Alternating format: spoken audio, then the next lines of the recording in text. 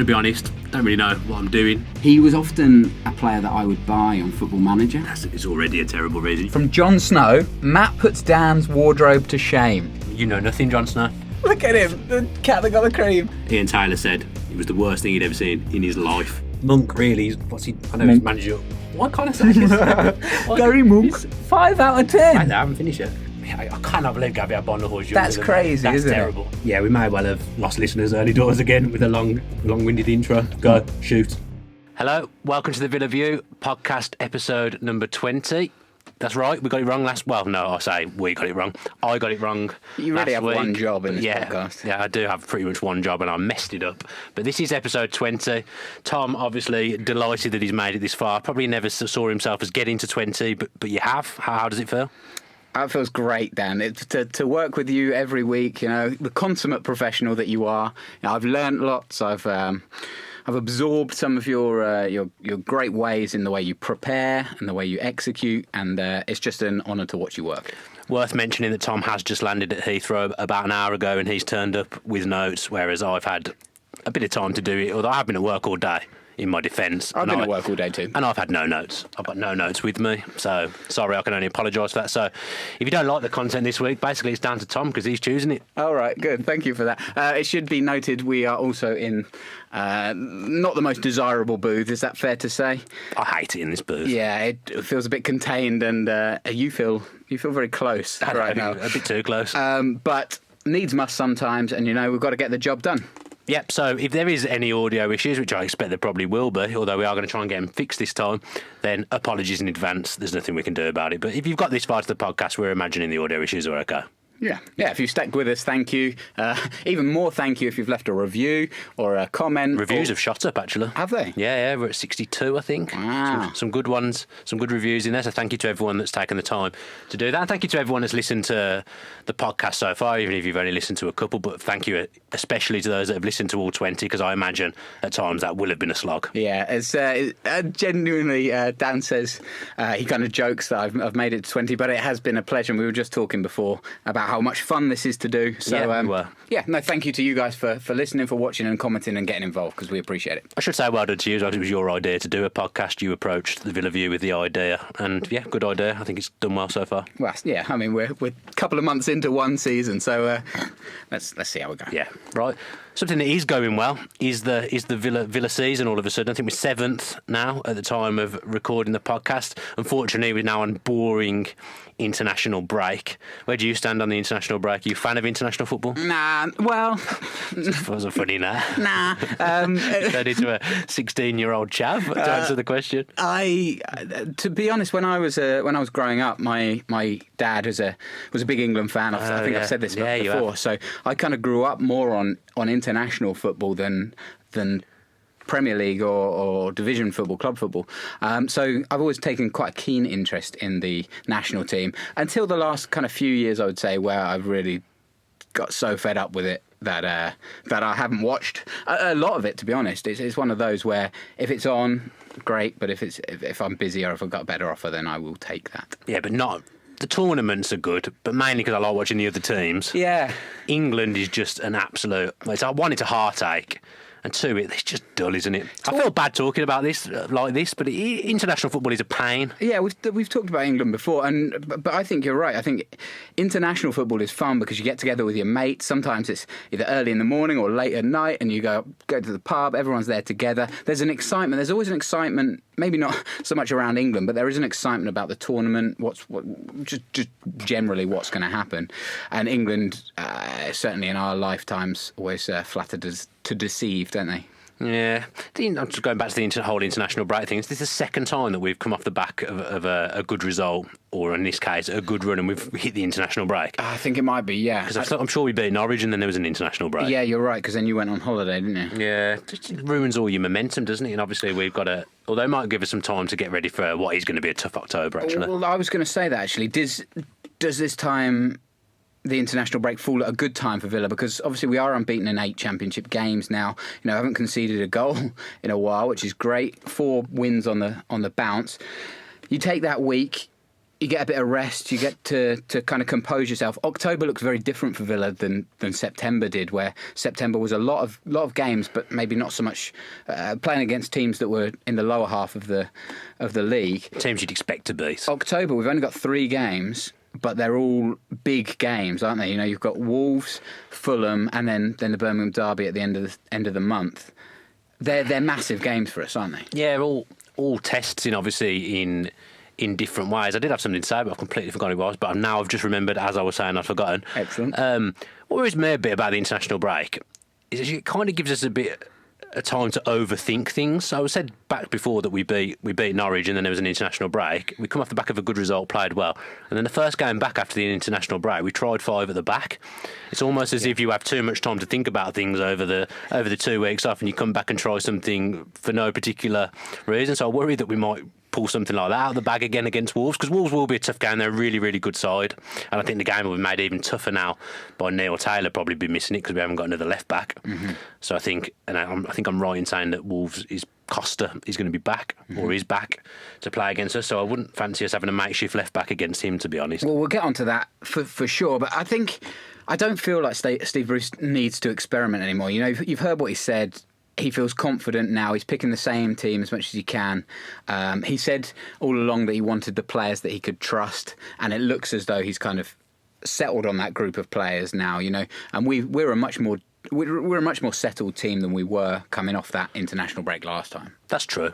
It's also quite interesting because I've been one of the ones that said keep 4-4-2 for now, but against the tougher teams, I think it would cause us a problem. Mm-hmm. So I'd be interested to see if we do go 4-4-2 against Wolves, who are one of the best teams in the division. And if we do, I might be hiding behind my sofa a little bit because I fancy us to get overrun. Yeah, it's on telly, isn't it? It's a Saturday evening game on Sky. That one is on Sky. Yeah, it's on Sky. We seem to have broke the TV curse at long last, though.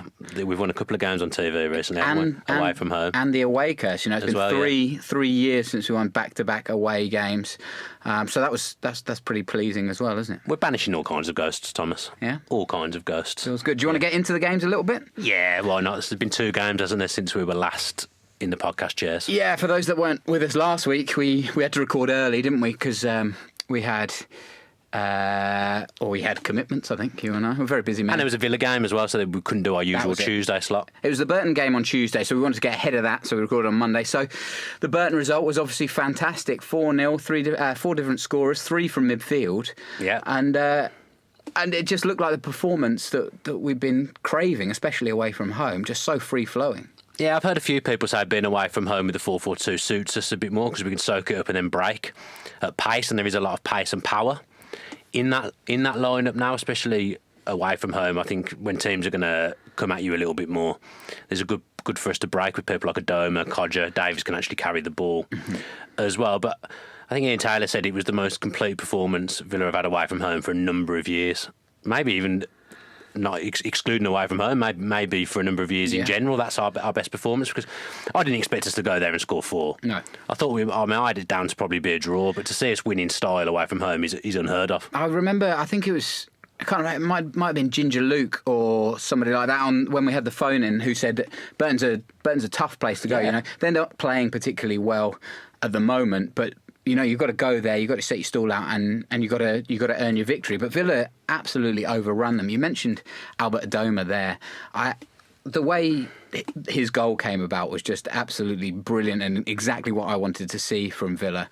You know, it's the little 1-2 touches. It's the free flowing football, like I mentioned before. And Adoma gives you that outlet where he creates things, but he can also finish them as well, and he's such a useful player at the moment. I mean, he was on 3-3, wasn't he? I know, actually, he scored 2 in the 4-3, and he should have been 5-4 because Codger should have squared it to him in the Bolton game. Then he really would have been on a rampageous run of form. But credit to him because he's kept his head down, didn't complain when he was out of the team, and he's come in and he's doing the business. And now it's good because he'll keep his place on merit, on form, not because there's nobody else to come in. There's options in the squad now, so he's a good role model for anyone else who isn't in the team at the moment. That once get your chance, you've got to take it. And if you're in the team and not performing, you've got to perform because otherwise you won't get your place now. Nice use of the word rampageous. I'm not sure it is a word. Definitely not a word. But it was a rampageous display, Tom. Another rampageous player in our lineup, Robert Snodgrass, got himself on the score sheet, which was great. Saw his brother leaving some fan can comments as well. Yeah, he has. Me and Max have both had a chat with his brother on the YouTube comments today. Nice to see. I don't know if people saw what he wrote, but he basically said that the Villa fans have done his confidence the world of good because he was low on confidence, got a lot of abuse at West Ham. So it's nice to see that the fans being positive can actually make a difference, and you can see in his performances that he's enjoying being here, and he's actually more of a leader than I knew he was. He's come here and he's really galvanised. You can see him going around each player before the game, maybe in the way you'd expect John Terry to, but just going around making sure everyone knows what they're doing, everyone knows the job, everyone knows what's at stake. And he's a savvy Championship player. He's been promoted. He's too good for the Championship. Once he's fully fit, he's going to be a real weapon for us. But he's a danger now, not being fully fit. Yeah, one of the other weapons that we always talk about them, but the Villa fans as well at that Burton game. I think there was only mid 5,000 total at Burton on the Tuesday night, but 2,000 of them were Villa fans, and that's a huge advantage for us having that away support wherever we go. Yeah, because the Villa fans away from home, they don't ever stop singing, they never stop making noise, so it must feel like a game like that must feel a bit like a home game because you've got the support on your side. But yeah, I was quite encouraged with Saturday. I know we're going to come on to Saturday. On Saturday, even though it wasn't the best game, the fans stuck with the team, got help to get them over the line, really. We only won 1-0. I think maybe people were going there expecting 4 or 5. I wasn't really ever in the Matt Lynch camp that thought we were going to smash them. But yeah, the patience was there. We stuck with the team, got behind them, and we got the result. And at the end of the day, the result is king. Yeah, well, just before we do go on to the Bolton game, I just wanted to mention it felt like a bit like a throwback to see Bywater in goal for Burton. I can believe that. How old is that guy? Because he feels like he's been around for ages. I mean, he's one of those rare players that's older than me. Well, nowadays, I'd back he's older than me. He must be nearly 40. Yeah. He's been around for years. I'm sure he came through at the same time as like Rio Ferdinand. He was in that youth team. Yeah, I think Joe Cole. There's a kind of a buck-eyed, buck-toothed picture of him kind of kicking around. Yeah, he's been around for a long time. His highlight for me was when he went on Sky, and do you remember this? In an interview, he was talking about a training ground kind of banterous thing, and he spelt out a naughty word rather than just saying it, and obviously avoided saying it, but spelt it out, and that kind of was a bit of a gaffe on his part. We'll have none of that in the podcast. Absolutely no naughty words. Shall we move on to Saturday then? Yeah. And a 1-0 win against Bolton Wanderers. Bolton obviously in their own world of problems. They haven't scored in 7 and haven't won in 8. So kind of the antithesis of Villa, really. A 1-0 win. It wasn't pretty, was it? But you saw those games last year and in recent years where we would have come out with a draw probably. Well, the three games prior, I think I may have spoke about this the week before. We didn't win any of those games last season. So away at Burton, at home to Forest, and away at, who was the other one before that we won? Barnsley. We didn't win any of those games, so it's encouraging that we've won those games, and you can see in where we are at the table that's made a difference compared to last season. Obviously, we were on a bit of a hide into nothing because Bolton, bottom of the league, haven't won a game. Everyone expects you to turn them over. We're on a good run of form, but it doesn't always work like that. And to be fair, their defenders kicked lumps out of us all day. They defended deep, they were compact, and they did what they needed to do. Obviously, they could have scored at the end, but they attacked well at times. But they're a poor outfit, a team that we should have probably be beating more comfortably. But football's not that simple sometimes, and you can only win the game. They've sat so deep, and first half we made some chances. Obviously, Codgers made a mistake not passing the ball, and then has redeemed himself 2 minutes later by winning a penalty. He should have at least hit the target on that one. Like I don't blame him. The keeper saved it. Did he? Yeah, because he went for corner, and then we got a penalty from that. The keeper saved it. Oh yeah, you might be right. Apologies. Yeah. Fair enough then. No need to apologise to me, Tom. I mean, he should be squaring it because it's an open goal. If he squares it, it's like Hogan the game before against Burton. Could have had a shot, but he passed it from him, and we scored. So he'll learn from it. He won't do that again because let me tell you, John Terry gave him a rollicking. Yeah. He ran straight over. What you doing? And then when he won the penalty, how did Codger receive that talent up? I don't really feel like he was listening. I feel like he was just in his own world. But it's nice to see John Terry taking that leadership and running over and doing it because he's right. That's unacceptable. You've got to pass the ball. The team comes first just because you haven't scored yet this season. Yeah. Although he has now. Yeah. The team comes first. But fair to Terry, he ran over when he won the penalty as well and said, "Oh, you lucky bugger." Yeah. So, is that what he said? Well, I'm not a lip reader, but it's something along those lines. Yeah. Bolton can't have had any complaints with that penalty, can they? No, it's a pen. I mean, he was kind of looking for it, but it was a penalty. It was a clumsy challenge. As they were kind of running for the ball, I thought Codger gave him a little bit as they were kind of going, and I don't know whether that got into the mind there of the defender, but it was clumsy. You're absolutely I'm surprised Codger took the penalty, actually, because obviously Adoma took it the previous penalty and Codger was on the pitch then, so I was surprised to see him take it. I must admit I didn't fancy him because of what had happened before. I thought he might mentally be a bit all over the place, but to be fair, he's shown good resilience a couple of times. There's been other games where he's missed penalties last season and then scored to redeem himself. So to be fair, if Codger does make a mistake, he usually redeems himself. As a man who has missed a penalty at Villa Park, you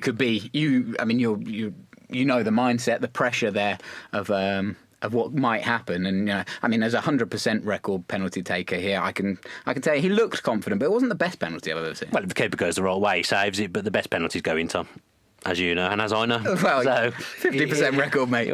Well, what about the resilience to score the penalty in the shootout, having missed one in the game? That's true. Put it in the same place. That's brave. I guess you knew that there was a lot of players behind you there. Ash, myself, Steve. To be fair, we were comfortably ahead in the shootout at that time. When did you take your penalty? I don't know. 5th or 6th, I think. I was already. But let's not bore people with our game at Villa Park. I already lost a follower on Twitter this week for recognising that there'd been a year.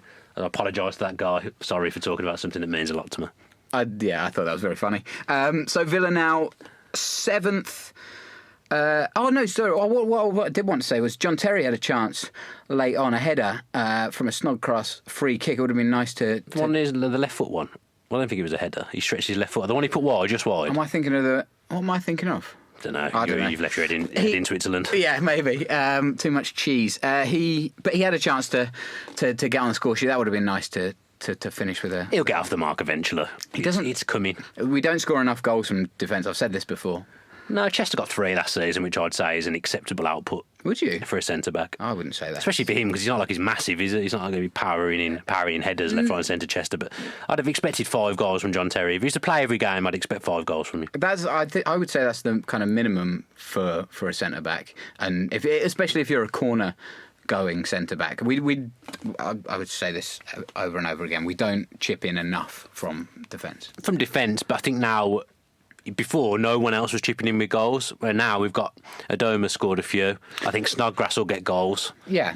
Horahan's obviously on a very good goal-scoring run, so we now are sharing the goals around better than we were. Obviously, Codger's got a foil now as well in Keinan Davis. He scored a couple. So we've scored a lot of goals in September. I think we can be pleased with our goal output for sure. Yeah. I'd like to see John Terry get one, and maybe then there'll be more and more to come. Yeah, I don't think we'll be getting many goals from the old full-back area. No. Although Al Mohammedi's done well at right-back, actually. Well, we're going to get on to right-backs, so there's a question in the tweets. And we'll I think... fullbacks is something we can definitely talk about quite a lot. So just to wrap up, Villa now in 7th, 19 points, just a point off the playoff, and 4 points off Wolves in 2nd, who will play after the international break. So October becomes a very, very big month. Those 3 games then in October, Dan, I want to put you on the spot a little bit. You've got Wolves, then Fulham at home, and then Birmingham City away. 9 potential points. How many do you think we'll take? I'm going to go with a conservative 5. Are you? Yeah. Where are the draws? Wolves and Fulham. And a win. A win against Blues. I'm going to go for 7. Oh, yeah. Yeah. All right, Chris Dolan. No, that's not quite Chris Dolan, is it? I think maybe a draw against Wolves. I'd like to see us beat Fulham at home. That will really show us. I'd like to see us win all of them. Yeah, it'd be nice if we won, wouldn't it? And then beat the Blues away. Let us know in the comments what your points predictions are. That'd be great. We'd like to hear from you. We obviously had a few mixed bags in September, so it's quite nice to kind of give us a worth gauge. Pointing out I was spot on with the September points total. Did you 14, go back and look? 14. I haven't gone back and looked. I just remember that was what I said. Last week you said it might have been 12. Maybe. It's 14. I'm pretty sure I said 14. Well, please feel free to look back, because I probably won't. Yeah, I definitely won't. Someone will go back and look now to see whether I did say that. I hope so. They will. Well, let's talk about it then. The left-back position, Neil Taylor got a harsh sending off, would you say? Or... I don't know, because I've only seen it from that one angle. Yeah. It's difficult to see. It's so far away on the camera angle that you can't really tell. So I don't know. We've appealed it. Yeah. So I'm presuming there's another angle of it somewhere. I was going to say, when does the appeal come out? Must be soon. I guess, do they take longer when it's an international break? Because I'm sure we knew about, who's the last guy that appealed? And we got Lansbury, but we had a game pretty much straight away, so they had to be that's the what decision. I mean. Because maybe you're right, maybe it does take longer because they know they've got a bit of leeway. But even so, like, if we knew now, we could start training a little bit differently or whatever. I don't know if that affects Steve Bruce and his... Well, we haven't got any other left back, so we're going to struggle to train anyone. Well, we had a few comments, didn't we? Yeah. Who would be your first choice option at left back now? I genuinely don't know. Right. I'm not sure on Delat. It would probably be Delat, but I'm not sure on his fitness levels, and I think it's a bit much to throw him in against one of the form teams in the league. Wolves potentially playing against Costa. I think that would be a big ask for him. I don't like the fact we haven't got a backup left back, if I'm being perfectly honest. It was something I raised a concern of before. You need that's a position you need a specialist. You need a left footer there, and we haven't got many left footers in the squad. No, we haven't. No. In fairness, so it leaves us very unbalanced. I don't know what he can do. There's no option I look at there and think that's a good option at left back. Well, you've got who are the candidates? You've got Bjarnason, who's played there. He's not a left back. You're asking him to do something he's not comfortable with doing.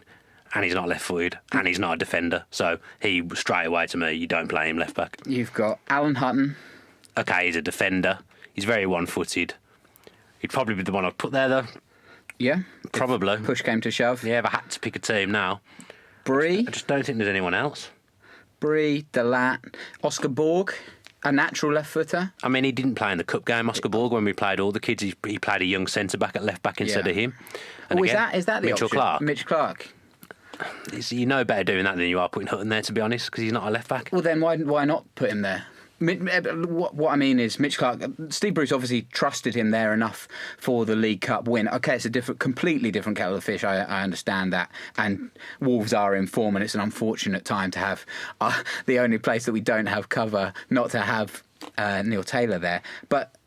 Clark surely will be looking at that, and if I was Clark, I'd be kind of knocking on the manager's door and going, "Is this going to be my opportunity?" Because he's seen other players get their chance. Keinan Davis for one, and absolutely grabbed it. Maybe it's an opportunity for him. But he's not playing left back for the under-23s. Borg is, so it doesn't make any sense. No. I know what you're saying. He played in the cup game, but it doesn't make sense.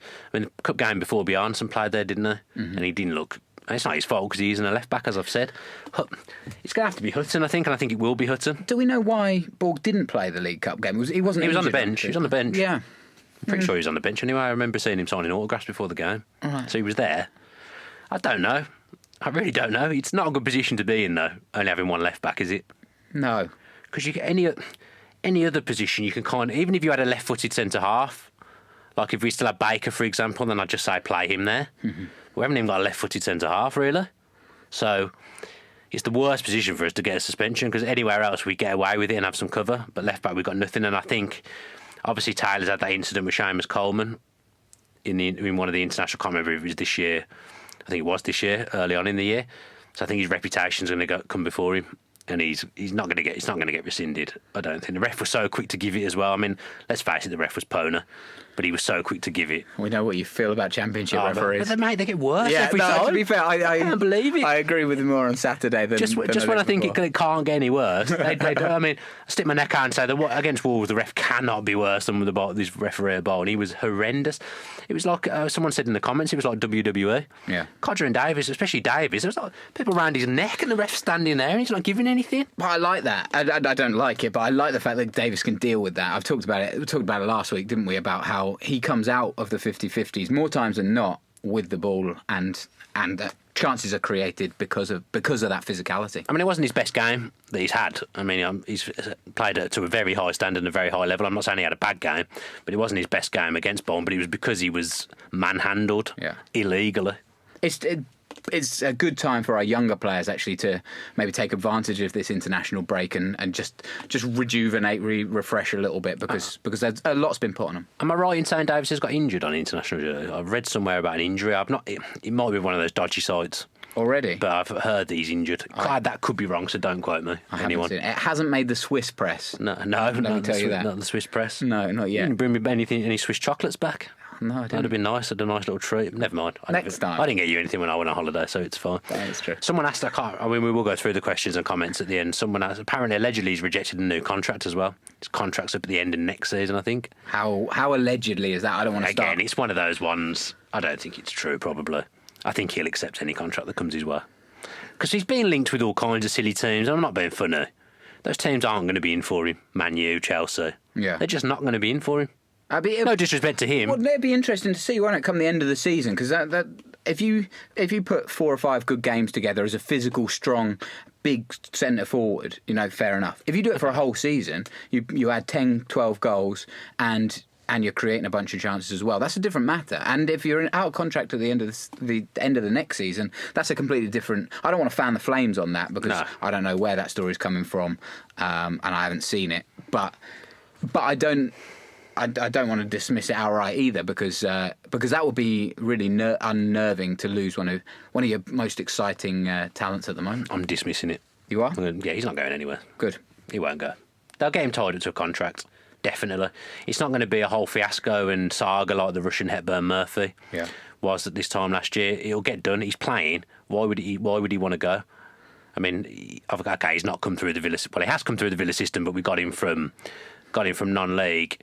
The steps and strides he's already made are massive. To end up somewhere like Man U, Chelsea in the next year, it's unthinkable. It's not going to happen. No disrespect to him because he's a good player. He's doing a really good job. He's not going to go there and play, is he? Well, but that's not necessarily. He's playing here. Yeah, but that's not necessarily the first choice that people make. There's an ambition behind it. It depends on whether Villa go up, for one.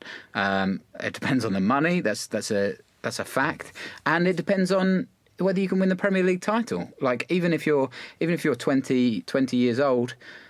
If you're in a squad that's going to win the Premier League and you may get your opportunity, we've seen it before and it's worked and it hasn't worked. But ambition, it's not. We talked about it with Milner and Downing and these kind of players. Yeah, but last week, not... the ambition, it does have an effect on players' decisions. That's a completely different step, though. Milner was playing every week for Villa, a top 6 team, and he's made the step up to a top 4 team at the time. Man City. Davis is playing up front for a team that's 7th in the Championship. He's not going to jump up and play for Chelsea. No, but we're talking about the end of the season. Who knows where we're going to be? I'd put my neck on the line and say, even if we don't go up, Keinan Davis will be leading Villa's line next season. You look at Scott Sinclair, tried to do it. Further afield, Steve Sidwell, Scott Parker, these kind of players. People are saying when you've gone back a bit there, though, haven't you? Well, yeah, but it still happens. And Scott Sinclair's not that old. Even he did a season in the Prem with Swansea before he moved. Ross Barkley is another one. But I'm saying Barkley's been at Everton for 6-7 years, hasn't he? Yeah, I know, but he went to City, didn't he? No, he's still there. Ross Barkley. Oh, you're thinking of someone else. Barkley's still at Everton. Who am I thinking of? I haven't got a clue. Who's the guy that went to City, centre midfielder? Rodwell. Jack Rodwell, yeah. You've done Barkley a real disservice. I really should do some fact checking before I turn up to these. I had a lovely sleep on the plane. Good. A little bit. I'm still asleep now. A little bit out of it.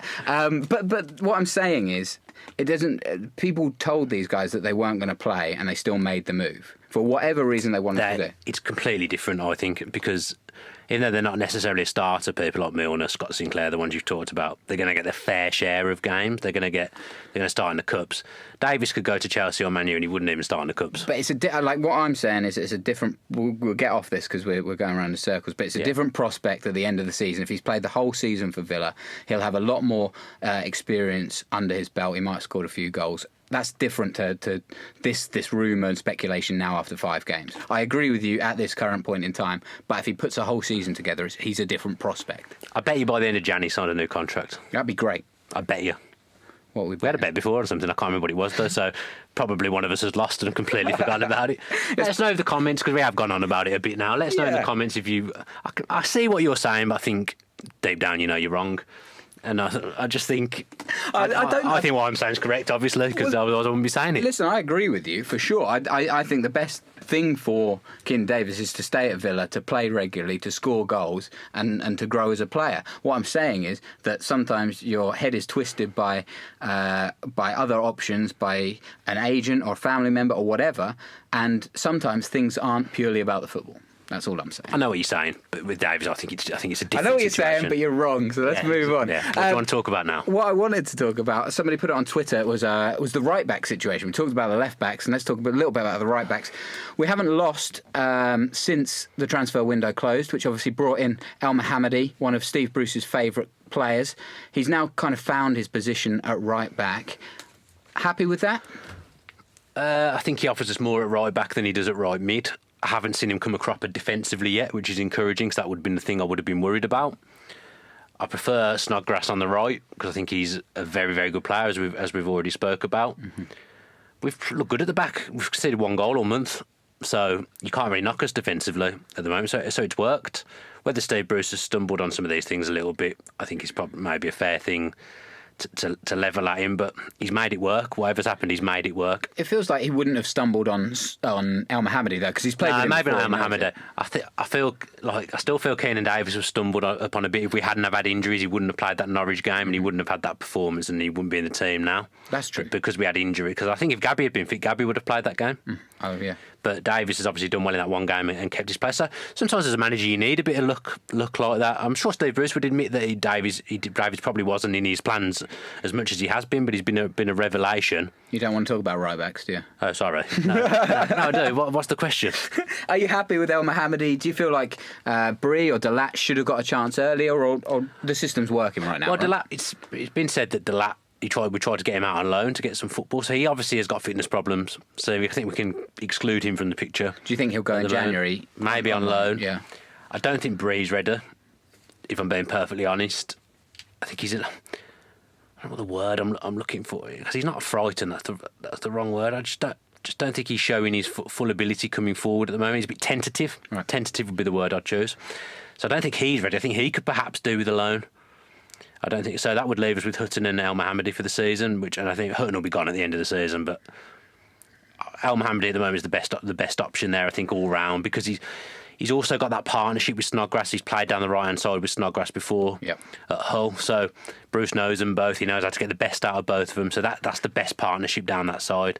And I think that's one of the reasons we've been so good this month, because we've suddenly got partnerships on the pitch that are working. It's nice to have fullbacks that want to go forward and are willing to take the ball and find the options and the inroads behind defenders as well, isn't it? Yeah, I think he's assisted both Davis's goals, hasn't he, with pinpoint crosses. So that was a great cross against Burton. I actually thought I put something on Twitter about him being our best player in the first half and completely got shot down against Bolton, but I thought he was putting a couple of decent balls that weren't red. Like, did all he could do to get the ball in, and they weren't red. I think Bruce won't be worried about right back, because we've got so many of them. Even if it doesn't work out with El Mohammadi, it's obviously left back that's the problem now. Yeah, absolutely. That's it. So, it feels a bit weird not to look forward to a game this weekend. As we said before, international break takes over. Should we do some questions? Should we do some comments? Let's do the comments from the Villa View videos first. Unless there's anything else you wanted to... No, I don't think so. I mean, we could talk about Keinan Davis moving to Chelsea again for another 10 minutes like we did before. That was... I mean, I tried to get off it. You're a big fan. And that's fair enough. I don't mind it. So, since the last podcast, there's a few comments on the previous podcast here. Just getting my phone working. Love the discussion on transfer rage. This is from Paul Rippington, by the way. I forgot about that. Always upset me how Barry was treated compared to Milner on the Villa Park return. I'm very much with you there, Paul. Remember the fan in the corner throwing money at him, baffling. My blood boils every time I see players we let go too soon who have thrived elsewhere. Michael Brighton, Stephen Davis, Kieran Clark, Barry Bannon. I'm not sure about Craig Gardner. And the best of all, Gary Cahill. How could we let him go after scoring our greatest Premier League goal? Discuss. I don't know, was it our greatest ever Premier League goal? It's definitely up there, especially in means of importance. That seems like a bit of a mixed bag there, because I remember Michael Brighton, nobody thought that much. Oh, he wanted massive money, didn't he, before he left? I think Leicester offered him 30k and we wouldn't offer him that. Yeah. Which it was fair enough at the time. Yeah, because he hadn't been playing that well. I mean, he's revelled in obviously a Leicester Premier League winning side, but I don't know. Stephen Davis, always liked him as a player. Kieran Clark. Time to go. It was time. I liked Clark, but it was time for him to go. Yeah. I think the point Paul, tell me in the comments this week if I'm reading too much into what he's saying. I think he's saying all these players that he's listed would be in our team now. Mm-hmm. I disagree with Craig Gardner, though. I think I'm just maybe been a bit biased, but I can't stand that man. SSK says Scott Hogan is panicking a little bit because he won't be in the first 11 ahead of Davis, Codger and Adoma. So he comes on as sub. He's tense and he tries too hard. He should just relax a bit and think a bit more when he's in the scoring position. I think he showed that on Tuesday night, didn't he? He's got a lot of kudos for doing that as well from the Villa fans on social media. Yeah. It'll come good for Hogan, I think, because I don't think Davis will play the whole season. There'll be games he needs to be taken out. There'll be games Codger will perhaps play wide. It's a shame, really, because since we've gone to 4-4-2, that would probably suit Hogan. And Hogan's not played with a partner since he's been at Villa. He's been asked to play as a lone forward, which I don't think suits him, although he did play that way in Brentford, I've been told. I think it'll happen for him. He just needs a bit of luck. Once he gets one, he'll go on a run, I'm pretty sure. You want to talk David Bardell? I'll let you read this. So this is from Dad. What's he doing? This is from Dan's dad. He's got 3 points here. The Middlesbrough game was the worst I've sat through for as long as I can remember. So thanks for asking me onto fan cams for that. I gave him a bit of stick, didn't I, about fan cams? You did. Tom's console comment was priceless. I don't remember that at all. I think I said that I didn't play FIFA because I'm a 28-year-old man and I've got better things to do. Dan has an Xbox and a PlayStation. He didn't know which one. No, I've got both. But what kind of PlayStation? Are you still playing a PlayStation? No, PS4, man. PS4. And David has an Xbox at home, which only gets used... Oh, so you've got 2 Xboxes? Well, not really. It's his Xbox. He paid for it. It just, when I'm there, I happen to use it. So that's 3, and he's 32 years old. One day he'll grow up. And third... Dan's mum... This is an unacceptable comment. Dan's mum still thinks Tom is fit and he'd be welcome to stay any time. I mean, should a 65-year-old man be using the word fit? Probably not. Hey, listen, in this context, absolutely, should that word be used to describe you? Probably not. Hey, listen, the fans want what they want, and I appreciate it. Tez, thanks for watching, thanks for listening, and I appreciate your comments. It's very kind. Someone else, Mr. MT, on the comments of the podcast, because we will move swiftly on. Yeah. Said, I was always disgusted with the treatment Barry got after 12 years at the club. Completely agree. Mm-hmm. Josh Amblin, really disappointed to report the hot streak of Marlon Harewood mentions has ended. His career, he's bang on. He's bang on the money. That's poor from her. Well, you're back, Marlon. We're still after you if you're interested. We just can't catch a break with him at the moment, can we? I also liked Josh Amlin's extra comment was in stitches about Tom's pigeon story. I got a lot of grief from that from Dan on the way home. You weren't particularly happy about that random little ending to the podcast. No, but some people like that kind of thing. Some people don't. Maybe I'm just being overly worried about what people will say. Finally showing your age. Comments. Maybe it's that. Ashley Hall, so this would have been commenting on the fan cams. It's a sign of winners when you play poor and still win. That's what I said earlier, wasn't it? Yeah, it's important. It's true. SSK, Snodgrass is a Premiership player. I hope we can sign him on a permanent basis. Well, from what his brother's saying, the signs are very good. Incidentally, Snodgrass started following me on Twitter at the weekend as well. Which one? Robert Snodgrass. Oh, great. For people interested. Not that I've done anything with that happening, but it's just an interesting fact. Sabrina the Teenage Witch follows me. Does she? Melissa Joan Hart, yeah. No, she doesn't. She does. Do you want me to show you? Why? No, I believe you. Why does she follow you? I have no idea, but I haven't followed her to keep the upper hand. Oh, you're going to have to get that up. I don't believe you. I'll carry on doing the comments while you find that. I'll put a picture Melissa up Joan later. Hart? Yeah. No chance. I really hope she hasn't stopped. It'd be great. Denzel Wolves, you boys are going to beat us, lol. I don't know whether that means we are going to beat them or we're not going to beat them. I think there might be some kind of black country slang here that I'm not down with. Does A mean yes, like they are? A mean ain't, or does it mean are going to beat us? I would say that means you are, but I'm not particularly au fait with any sort of slang. I'm not sure that a Wolves fan would come on a Villa thing and say you're going to beat us, especially when they're on a good run. Maybe he means you boys are going to beat us. Ha ha ha! Not really. Yeah, there was a lol at the end, to be fair. So yeah. This is Melissa Joan Hart. Does she? Follows you. What? That is bizarre. I don't know if you can see that. No, she does. Oh, fair play. Hey! I'd love to know what's made her do that, honestly. She's obviously a big fan of, much like Tez. Yeah. Good job my mum hasn't got Twitter. Sidebird on blue. Well done again, Max. At least we saw a good performance from you. Haha.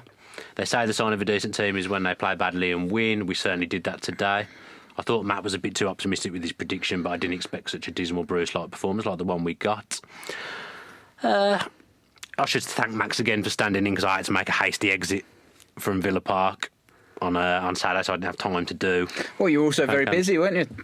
Wasby's chatting it up with Ian Taylor on the Aston Villa Facebook. That's pre-game. Yeah. That was good though. Great to see you. Thank you. Yeah, I do love doing that. So if you haven't seen, I do Facebook Live for AVFC Official prior to each home game with Ian Taylor, where we have a 10-minute chat about all things Claret and Blue, and it's an absolute honour and a privilege to work for the club and do that, and especially to do it with my favourite ever footballer and someone who I find hilarious. So yeah, it's a joy to do. A dream come true. And then I did the Channel 5 thing as well. Yes. I was on Channel 5 as well, yeah. Oh wow, look at you, can't get you off the box. No. But yeah, credit to Max, because he's obviously not got the... me and Matt are by nowhere near professional standards at all, but Max has got no experience of doing this kind of thing whatsoever. He just steps up and does fan cams like an absolute pro, although I did enjoy his mistakes on the intro very much. Yeah, he's great laugh, Max. Yeah, thanks for doing it. Matt will have Max doing it a lot more, because obviously Matt can't make any of the games at the moment because of his working situation, and then from January I might be doing something else with the club, so I might not be able to do fan cam. So it's good to get Max in the spirit of doing it. It's good to have it's like The Simpsons, you know, The Simpsons, when you've got the backup characters like the ensemble that come in and do episodes and stuff. It's good to have. I feel like Bob. I feel like we've created a bit of a Villa family now. Like we're bringing Dolan to do the podcast when you're not here, Max doing fan cams. We've got all the people that called in. I think we've got a good network of sensible Villa fans now, so I think it's really positive and really good, and it's nice to see someone else get a chance and do stuff. It's absolutely brilliant. It's kind of what the channel was started for, is to give Villa fans a voice, and it's literally doing that. So yeah, good stuff. If Villa got promoted, would you give Bruce a go, or get a new manager in place for the Premier League? If it's a new manager, who would you like? That's from Burain Gowrie. Presume that's the correct way of saying it. Sure. I'd be loath to sack someone who's got you up. I think that'd be very harsh. Yeah, I can't. It's a different time, and it's so hypothetical. I can't choose someone. I suppose we could have a go at a realistic dream long-term Villa manager. We could have a go at that, couldn't we? So I'm struggling to think of someone. A long-term dream manager. Like realistic. Well, like you look at the young Bucks, and they're not realistic at this point. Someone like Eddie Howe seems like a really good manager. I think he's very overrated. Do you? I think he's done a good job with Bournemouth, but I think they're going to be in big trouble this season. Yeah, I think he's a bit too one-dimensional. I think he's got a backup plan. That's a tough gig to keep on pulling a rabbit out of the hat. Oh, to get them up and keep them up for 2 years is brilliant, but I don't know. He doesn't seem to be able to sort their defence out. Their defence hasn't really changed since they were in the Championship, other than Elphick going. I just think he's a bit overrated. I think he's a bit overhyped. Ancelotti's free. I love Ancelotti, but I don't think that's going to... Long term, I'd like Melberg to become a really good manager and end up at Villa. I see. Okay, that would be my... You're properly going dream. for it. Yeah. He's doing a good job in Sweden. Yeah, with his team, so... Are they? How good a job? I couldn't tell you, but I know he's doing a good job. I think he's got them promoted already, and they're in the promotion picture this time. That'd be interesting. So he's... I could have made all that up, in all honesty. Do you think we can achieve a top six finish with our current central midfield? There seems to be a lack of movement and desire to want the ball from James Felipe. There's a couple of questions on Glenn Whelan as well. Yeah, I think he's taking a bit of undue stick, to be honest. There always seems to have to be a scapegoat, and he seems to be the latest one. Maybe it's something about defensive central midfield players, ball-playing midfielders, because Westwood used to get the same stick. I think Whelan has done much wrong. He's not the most mobile. And okay, he gives the ball away every now and again, but he also sprays some nice passes every now and again as well. I don't think we can be too critical of anyone in the 11 at the moment, because they're pulling the results out of the hat. I think I don't know, I just don't see why there always has to be a scapegoat. Yeah, totally. If you keep on winning, and Whelan plays his part, he cleared one off the line the other day. You know, he's been very valuable in the clean sheets that we've kept as well. So I mean, I get that there's always, obviously you're not going to rate every player. Obviously I've had issues with certain players over the last couple of years, but to keep... I feel like it's too easy to have a go at Whelan just because he's a bit slow. Jedinak's not the quickest, but we saw when he wasn't in the team, we didn't do well last season. So I think we need one of Jedinak or Whelan in the team at the moment. As I've said, 4-4-2 long term, I'm not convinced central midfield wise, because I don't think we've got the legs. But for now, it's working. Yeah. But I'd prefer there be another body in with Horan and Whelan against Wolves, if I'm being honest. We will see. Tom Hunter, will our good form stick, or will it be one of those glimmers of hope like last season? I feel like we're set up to be more consistent than we were last season, and I think we can put a proper push together now. Whereas last year, I never really felt like we were going to.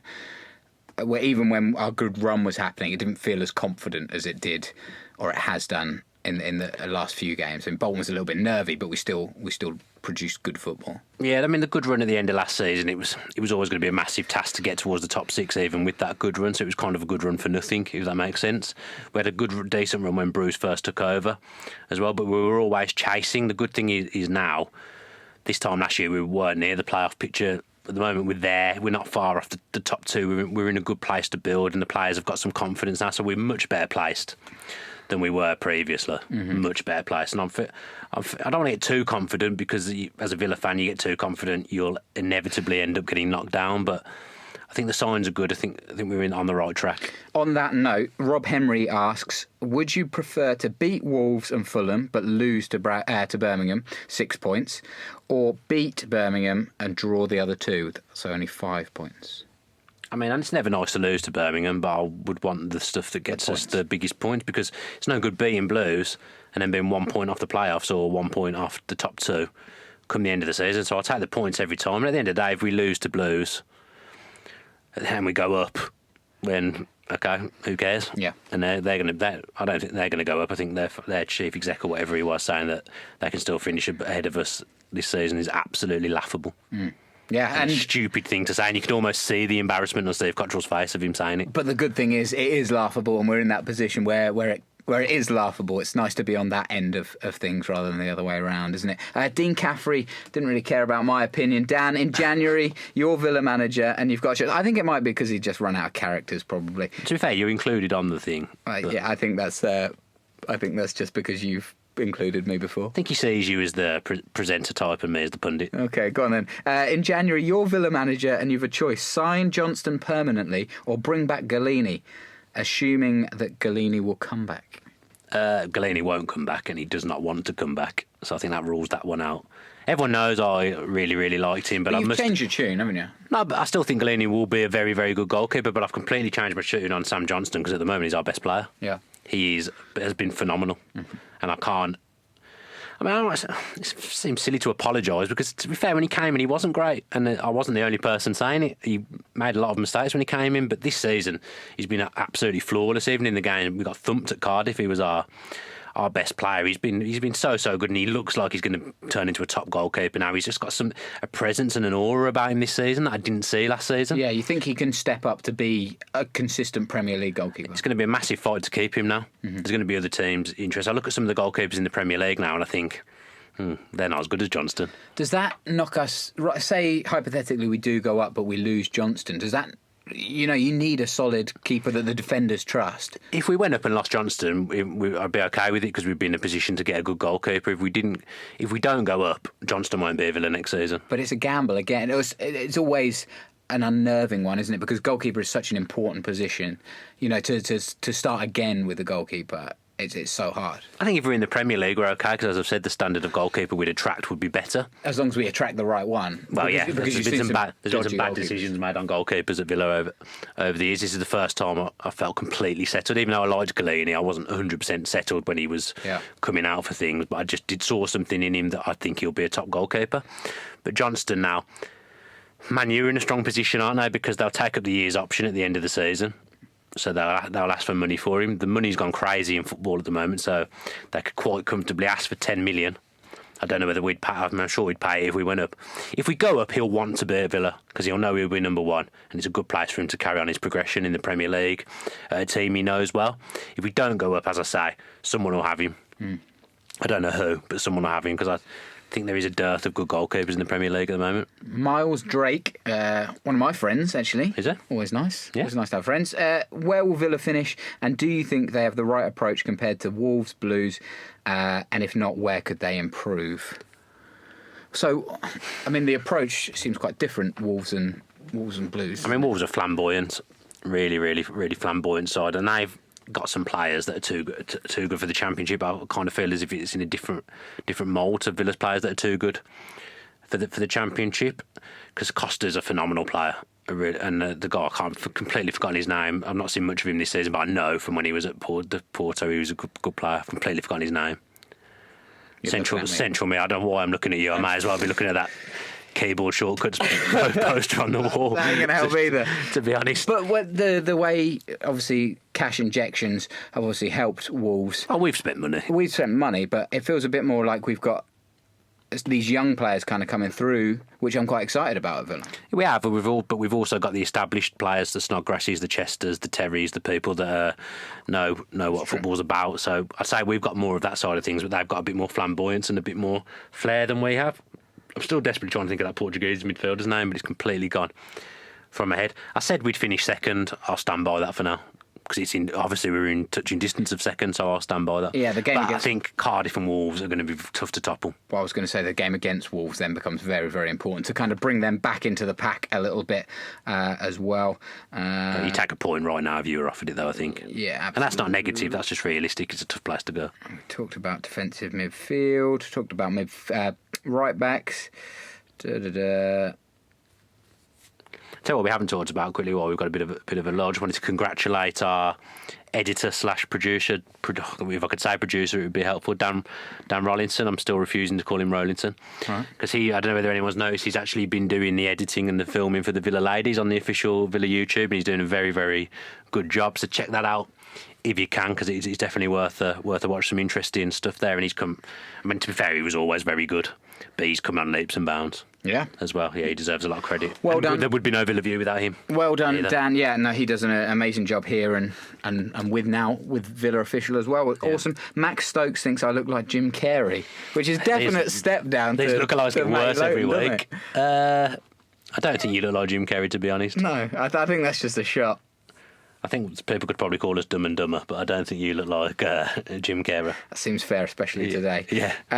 From the season so far, which player from another Championship team would you love to have at Villa? That's a really interesting one, and one I haven't seen, and so I haven't given us any preparation on. My answer would have been the same 12 months ago, Ryan Woods at Brentford. I don't know why, I just really like him. Okay. Probably because he's ran the game every time he's played against us, but he's just a dynamic central midfield player, good on the ball, gets involved, doesn't shirk. I just really like him. And I think long term he'll be a Premier League player. Scott, AVFC Scott says... Maybe this is why no one put your name in the question, because you don't answer any of them. Well, because I'm having a complete mind meltdown after a very long day. I'm going to reply to that one. Okay, you have a think. I'm going to have a think, because... You have a think. I can't remember who even sent it. Luke deserves a better response than me to just try and copy yours. I can't think of any more, to be honest. I think our team is such a high standard in the Championship that it's difficult to see where you would replace people. Yeah, and to be honest, I quite like where Villa are at the moment. It would probably be a defensive midfield, because I'm trying to think of a player that would improve Villa That's why I went the with most. Woods. I thought Woods would. So, yeah, I'd have to look at the defensive midfield as someone a little bit younger, a little bit quicker, and with a little bit better passing. That would be the kind of player I'd look for. Ryan Woods, mate. Done. Ryan Woods. Yeah. So I have stolen off you in the end. Ross McCormack, future at Villa, Scott, AVFC. He's gone to Australia now, hasn't he? Australia, hasn't he? Yeah. He'll be back, I'd have thought, in January. I don't know when the Australian season runs to and from, if I'm being perfectly honest with you. No. But he'll be back, but he won't play for Villa while Steve Bruce is there. I love that you called me out on just not answering that question. It was fair enough. I'm still thinking about it. Yeah, I really am. I can't get it out of my head now. Is that Marlon Carrington? What's he saying about me nowadays? I don't know what that is. They seem to be having a conversation without us. It's about Marlon, because True Geordie deserves credit as well. Getting Alan Shearer on his podcast, that's a massive coup. That's been around for a while, though. Oh, has it? Yeah, I saw that a month or so ago. He's done well. Yeah, good for him. He's done well. No Marlon, though. Well, we haven't got Marlon yet. That's true. That's true. So that's that. I did meet Paul McGrath on Saturday. Yeah? I didn't mention an interview or anything, but I did meet him. Very nice, humble man. Like, obviously, True Geordie's met Alan Shearer, his hero. Obviously, Paul McGrath is one of Villa's greatest ever players, so I was truly humbled to meet him at the weekend with Declan Pearce, friend of the channel. Yeah, just thought I'd mention that. Paul McGrath's in the same. He's a level above Alan Shearer, actually. What did you ask him? I think I just spoke to him, introduced myself, said hello. He's aware of who I am now. Maybe we can get something sorted with him at some point.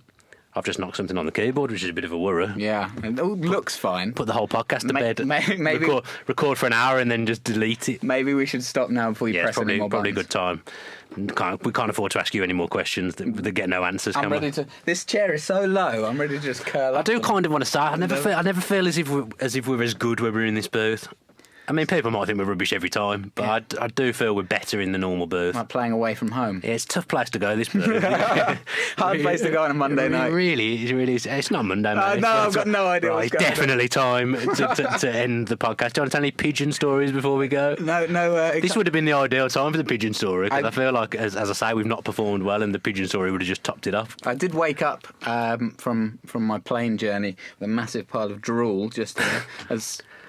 You know, why you think that's a good story to tell? I do not know. I wanted to finish this podcast 2 minutes ago. Let's finish it, because I'm imagining hundreds of people have switched off at this stage. So thanks to my dad, who's probably the only person listening still at this stage. Maybe your mum. My mum, having a listen as well. Thanks ever so much for getting us to 20, because let's face it, if no one listened to it or watched it, we wouldn't do it, would we? But it's been a really good addition to the Villa Views portfolio. Oh man, I love it. I would do it if nobody else listened, but it is nice to know that people are listening. So thank you for getting involved, and thank you, for supporting the channel and supporting us. Yeah, if I could trouble people for an iTunes review yet again, that would be absolutely phenomenal, because I'd like to get us a bit more recognised. When people type in Villa on podcasts, I'd like us to be one of the first things that come up, because I think we try hard. If nothing else, we try hard. We try hard, yeah. Thanks for everyone who's watched all of the videos on YouTube as well, the fan cams again. Thanks to Max for stepping in. I haven't really got anything else to say, so good time to leave it. We'll be back next week. Who knows what day? We seem to decide it quite late. Well, let's not even discuss it now. We'll be back a day next week, and we'll obviously be looking forward to the Wolves game in a bit more detail. Fingers crossed all the villains that are on international duty stay safe and don't get any injuries. And Tom Julian, Dan Bardell, the Villa View, thank you very much. Cheers. Bye. No salute this week. No salutes. If you enjoyed that video, why not watch another? Click the video choices on screen now to go and watch them in full. Be sure to subscribe to the channel by clicking our logo there on the left. Easy peasy.